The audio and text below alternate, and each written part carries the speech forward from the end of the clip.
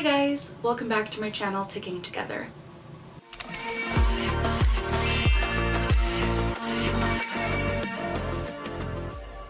As always, the goal of this channel is to provide education about and to raise awareness as to what it's like living with Tourette syndrome.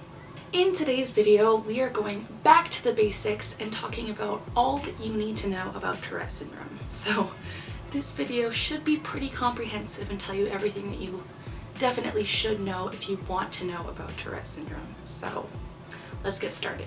Before I get into the basics and the nitty-gritty, I wanted to remind you guys that the goal of this channel here is to break the stigma surrounding Tourette syndrome.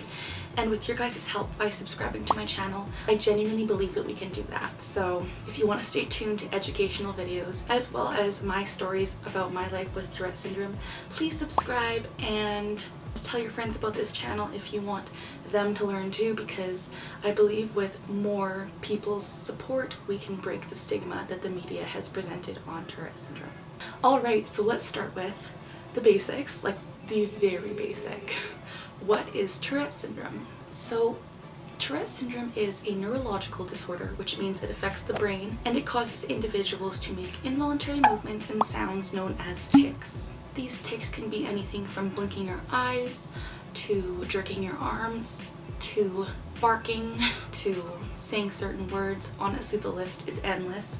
Basically anything in the whole world that you could think of could be a tic. And tics vary from individual to individual. It's on a case-by-case basis. These tics usually show up between the ages of 2 and 15, but really they can show up at any age, so it's most likely shown up in your younger years though. What are tics? So as I just mentioned, tics are movements or sounds or sometimes even thoughts that are repetitive, sudden, and cannot be controlled. That is something I want to make very clear. These movements and sounds and thoughts cannot be controlled. Sometimes they can be suppressed, but that's not really the same thing as controlling them, and I'll get into that later in this video. There are two different kind of classifications of tics. There are simple tics and complex tics, which basically mean simple tics involve like one or two muscle parts, and complex tics involve multiple muscle parts all at the same time. So tics definitely vary in severity, and as I said, it is on a case-by-case basis. Everyone's tics are different. No person with Tourette syndrome is going to have the exact same tics as someone else, so that's interesting. But as I said, they vary in severity, and some people's tics can be a lot worse than other people's, but everyone's tics are valid, no matter the severity level.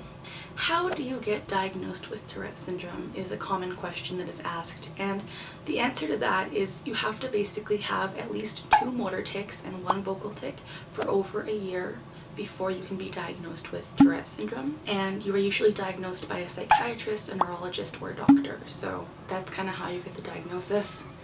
It is a lengthy process because you have to kind of wait to see if you have these tics for over a year, which is annoying, but yeah, that is how you are diagnosed. Is Tourette syndrome rare? And I would say no. About 1% of the world's population has Tourette syndrome, so 1 to 10 in every 1,000 people have Tourette syndrome or tics, which is pretty common if you think about it. The next point is, does everyone with Tourette syndrome swear? And this goes to show just the negative stigma that the media has portrayed about Tourette syndrome. So the answer to this is no, not everyone with Tourette syndrome swears.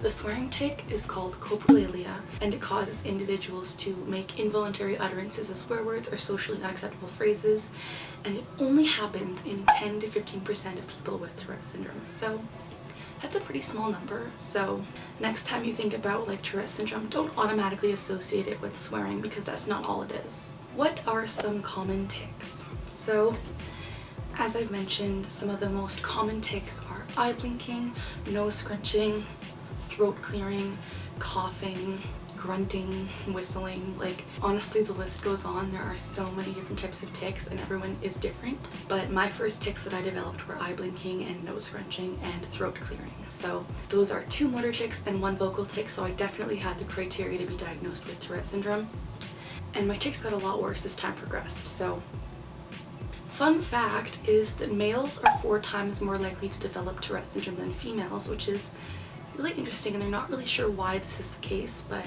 that is something that is kind of cool in a weird way. I wanted to quickly talk about two different types of Tourette syndrome. So there's Tourette's Plus and pure Tourette's, and these are two kind of different forms of Tourette syndrome. So pure Tourette's means that the individual dealing with Tourette syndrome has no other conditions that go alongside their Tourette syndrome. And for those of you that haven't seen my past videos, there are types of disorders called comorbid disorders or co-occurring conditions that basically come along with Tourette syndrome sometimes. And so Tourette's Plus is used to classify people that have at least one comorbid condition with their Tourette syndrome. And over 80% of people with Tourette syndrome have Tourette's Plus, which is very interesting. Some of the co-occurring conditions that can happen with Tourette's Plus is anxiety, depression, OCD, ADHD, sensory input, impulse controls, sleep issues, and learning disabilities. So those are some of the many, but there are a lot more. Is there a cure for Tourette syndrome? So no, there is no cure, unfortunately, but there are different kinds of treatments that people often use to kind of help with their symptoms. So such treatments can be medication, therapy, CBT or CBIT, just different kinds of cognitive behavioral interventions. Those are some interesting things that can be used, but there is no one designated cure for Tourette syndrome.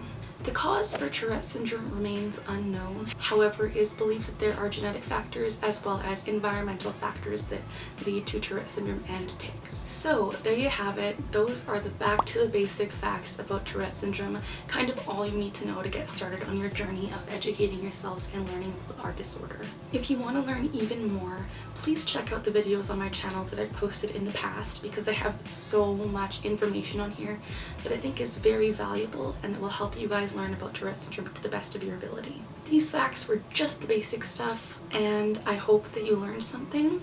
I would love it if you would subscribe to my channel if you did, and if you want to stay tuned to educational videos, like I said, as well as stories about my life with Tourette syndrome. That would be awesome if you would stay tuned and subscribe. I would also love it if you would give this video a thumbs up and leave a comment down below saying hi, telling me what you want to see in future videos, or letting me know what you learned and if this video helped you in any way. Share it too with your friends if you want to teach them about Tourette syndrome too. I'm also available to reach at Ticking Clock on Instagram. I am always available. My DMs are always open, so reach out to me if you want to talk. And yeah, this was just the back to the basics about Tourette syndrome, and I hope that you enjoyed it. Thank you for watching, and have a great night. We're laughing together, we're learning together, and we're ticking together.